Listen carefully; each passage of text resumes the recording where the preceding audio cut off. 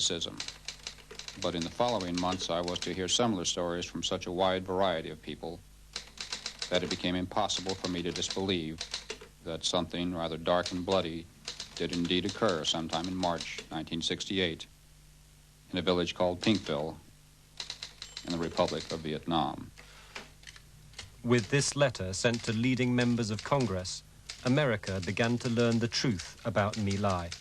Its author was an ex-GI who'd heard about the massacre while serving in Vietnam. When I sat down with a friend who had been there 3 weeks after the massacre, and we were telling each other war stories, and we hadn't seen each other in 3 months, and I said, "What have you been doing?" He said, "What have you been doing?" He said, "Oh, man, did you hear what we did at Pinkville?" I said, "No, what'd you do at Pinkville?" He said, "We went in there and we killed everybody." I said, "Killed everybody? What do you mean?" He said, "We just shot them, lined them up and shot them down, 300, 400, 500 people, I don't know how many." And my immediate reaction was, you know, these no good sons of bitches. Look what they've gotten me into. Look what they've gotten us all into. They left me now with a choice to turn in my friends or to be a part of this horrible crime.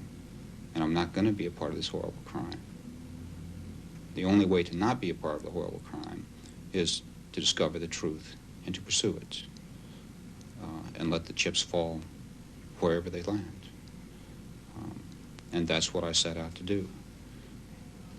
The smaller massacres, the murders of 1 and 2 and 3 people at a time, allowed you to evade the truth of what you were involved in.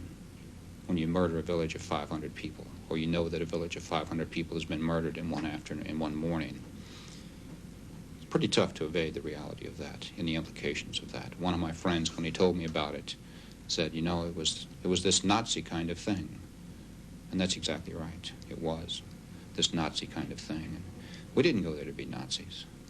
At least none of the people I knew went there to be Nazis. I didn't go there to be a Nazi.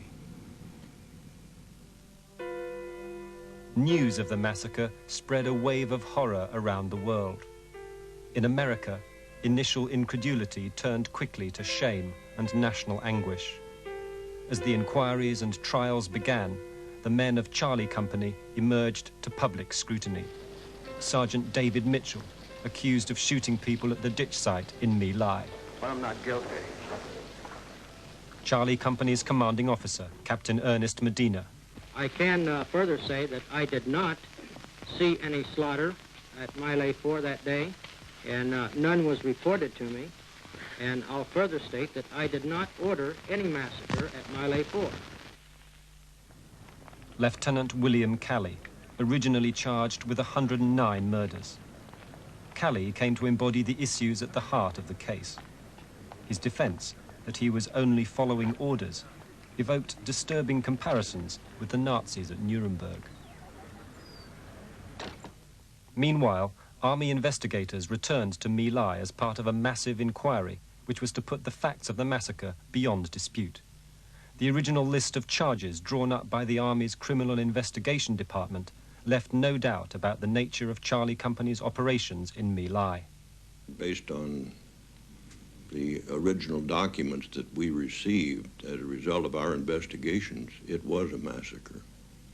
It was a violation of all the rules of land warfare that I've ever known in my life, because it was just cold-blooded killing of people who appeared to be defenseless civilians. But the prosecutors misjudged public opinion. Attitudes to Calley in particular reflected a growing hostility to the prosecution of My Lai veterans. All I can say is thank you all very much, each and every one of you that has supported me, and also those that are supporting the men still over in Vietnam and the United States Army. Thank you very much. There was a change in the public attitude. And now they say, wait a minute, you shouldn't be prosecuting soldiers for just carrying out their duties. All of a sudden, the public sentiment had swung the other direction. And when Calley's sentence was announced, his conviction and sentence was announced, there was an outcry. Of the 46 men who were seriously investigated for crimes at My Lai, William Calley was the only man ever convicted. Today, Calley runs a jewelry shop in Columbus, Georgia.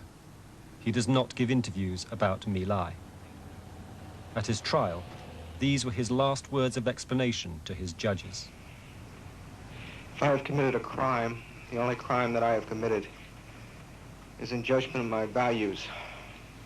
Apparently, I valued my troops' lives more than I did that of the enemy.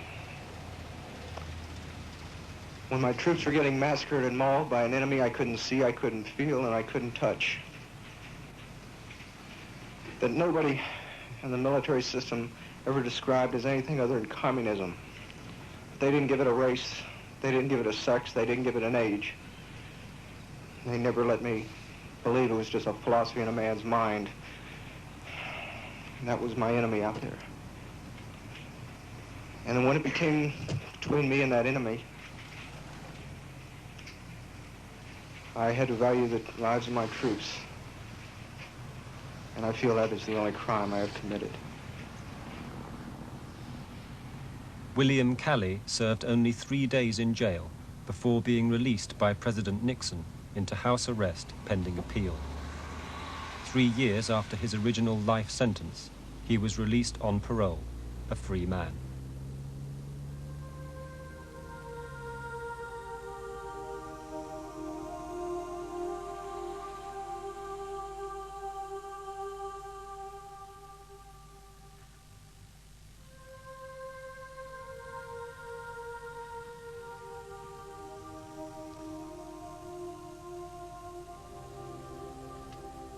Nhớ biết suy nghĩ cho nên dò đây.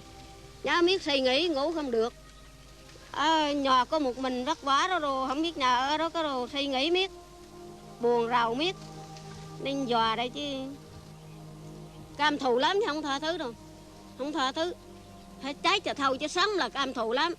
Cứ trẻ con mới lớn dày mà nó giết thịt trân. Còn đương bố vậy nó cũng giết thịt trân mà làm sao mà không cam thù. Cam thù lắm. Bà mẹ dò đó, 30 tuổi, 80 tuổi mà cũng ra chỗ đó nằm dò cháy. Cam thù.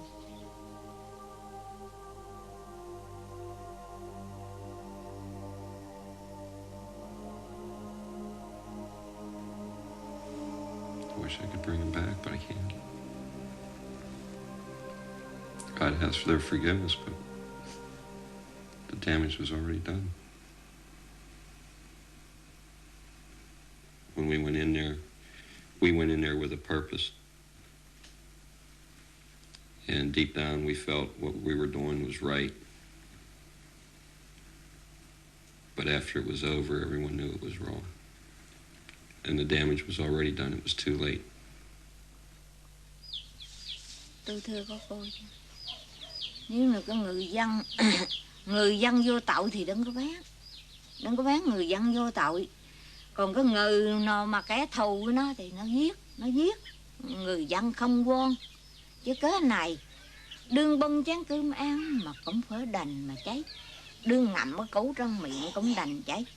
Người như vậy mà hiếp dâm rồi rạc cửa mình như vậy lên. Nó cam thù biết là bốn kế. Người dân vô tội không có cái gì hết.